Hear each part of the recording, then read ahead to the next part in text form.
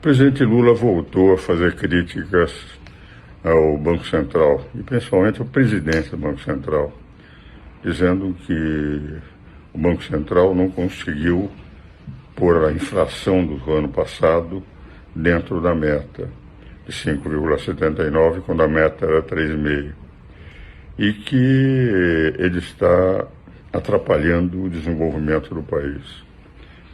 De rigor, todos os que entendem de economia têm dito que é o contrário, são as declarações do presidente Lula que não permitem a redução de juros, que o mercado reage negativamente.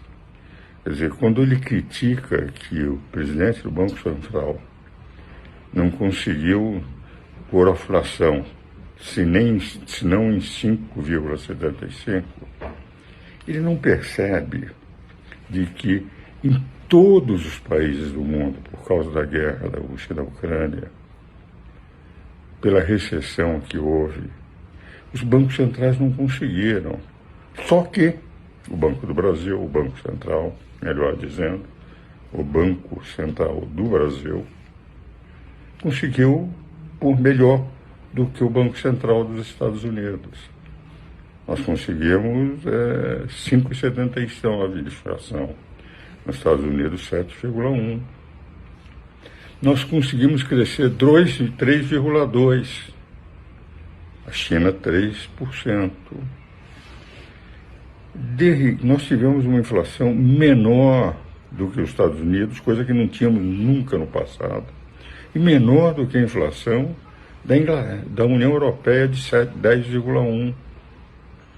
Então, foi um resultado fantástico, criticado pelo presidente Lula, porque ele não tomou como referência o que aconteceu no mundo, mas uma previsão do início do ano, sem levar em consideração todos os acidentes que houve em função da guerra da Rússia contra a Ucrânia e a recessão mundial e a impossibilidade dos bancos centrais controlarem a crise que houve no mundo em 2022.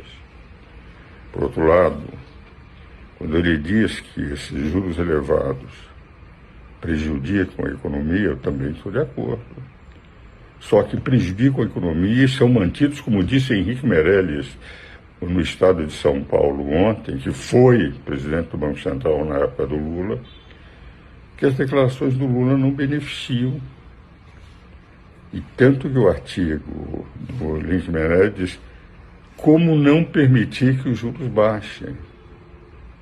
Porque é evidente que se o mercado entende que não há política fiscal, que não há até agora definida pelo presidente Lula, nós temos previsões de gastos sem previsão de receitas. Se não temos política fiscal ainda, temos que ter política monetária.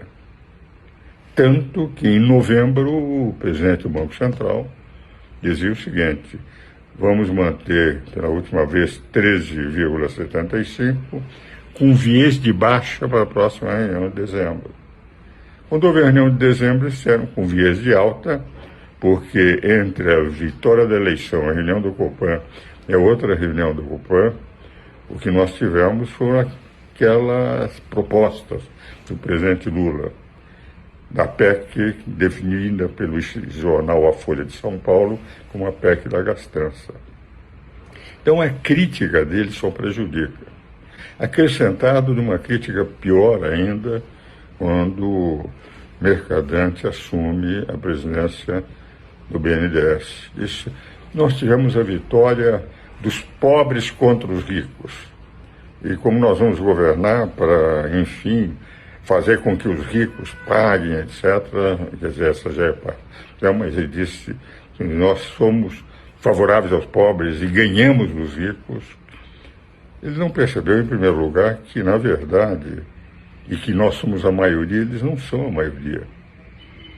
O que Lula teve foi 40% dos eleitores inscritos no Tribunal Regional, nos tribunais regionais eleitorais.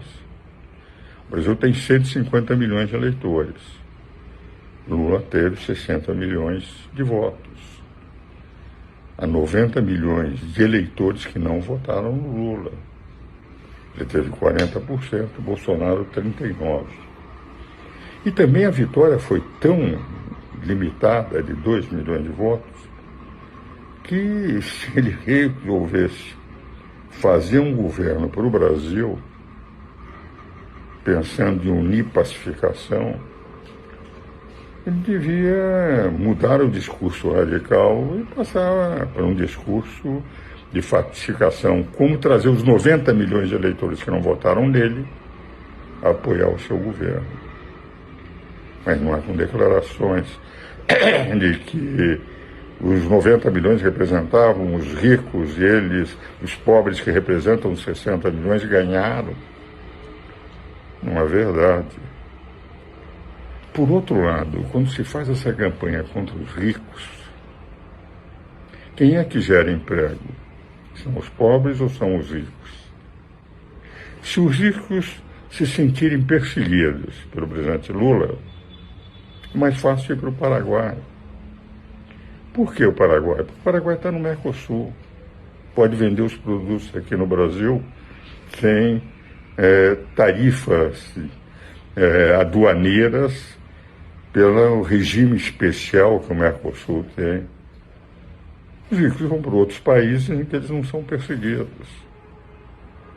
Então eu tenho a impressão que tem que se colocar os ministros que não são do PT, aqueles ministros que hoje estão lá na economia, o ministro Alckmin, o ministro Simone Tebet, e o próprio ministro Haddad, fazer o presidente raciocinar nos seus discursos, nas suas palavras, para não prejudicar. Cada vez que o Lula diz que os juros são vergonhosos, etc., a previsão de que vai aumentar a inflação no Brasil cresce entre os que entendem de economia, porque percebe que há uma desconfiança do mercado se ele não fará um regime assim a lá Maduro, com a economia destruída na Venezuela, a lá Cuba com a economia destruída em Cuba, a lá Nicarágua com a economia destruída, a lá Argentina com a economia destruída.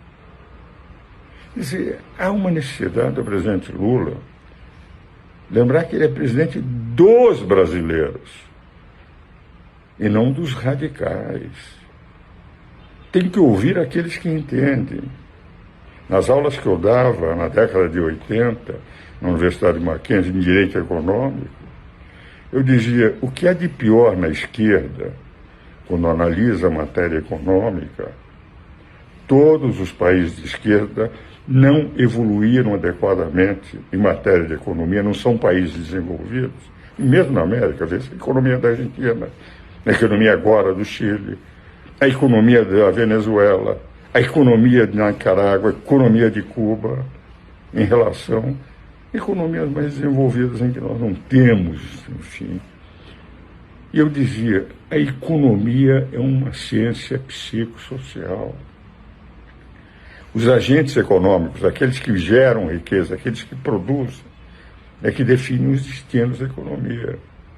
Isso os chineses, apesar de serem marxistas, aprenderam, porque os chineses têm um regime marxista no campo político, um dos regimes mais liberais do mundo na atualidade, no que diz respeito à economia, e por isso, de um PIB semelhante ao Brasil na década de 90, hoje são a segunda economia do mundo.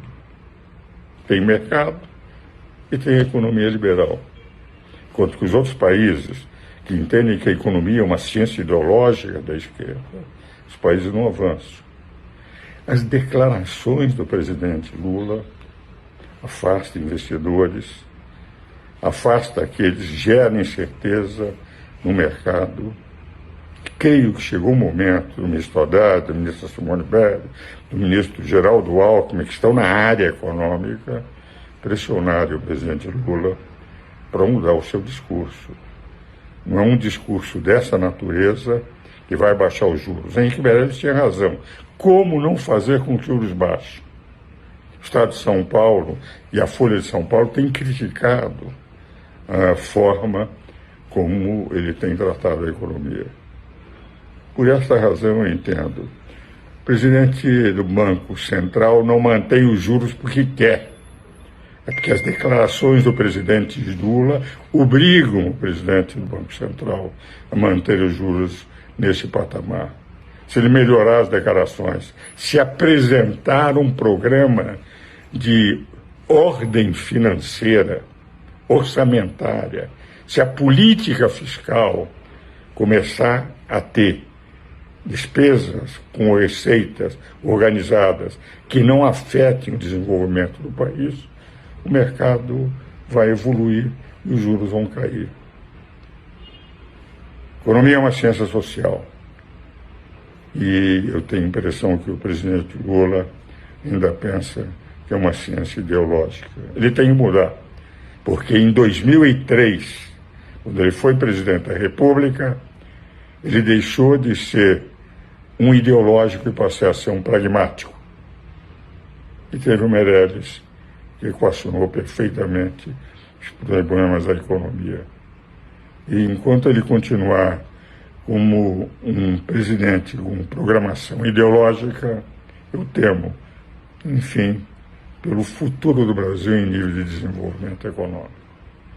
É isso que eu queria trazer para a reflexão dos meus seguidores, e se de alguma forma isso chegar ao presidente Lula, para o próprio presidente Lula raciocinar. Ele não é presidente de 60 milhões de brasileiros que votaram nele.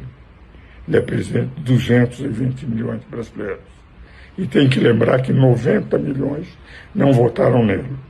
E se ele quer a pacificação, ele deverá efetivamente mudar o discurso, fazer um discurso de união e não um discurso de radicalização, fazendo com que os ricos fiquem com receio de ficar no Brasil e partam para outros países, gerando desenvolvimento em outros países e não no Brasil.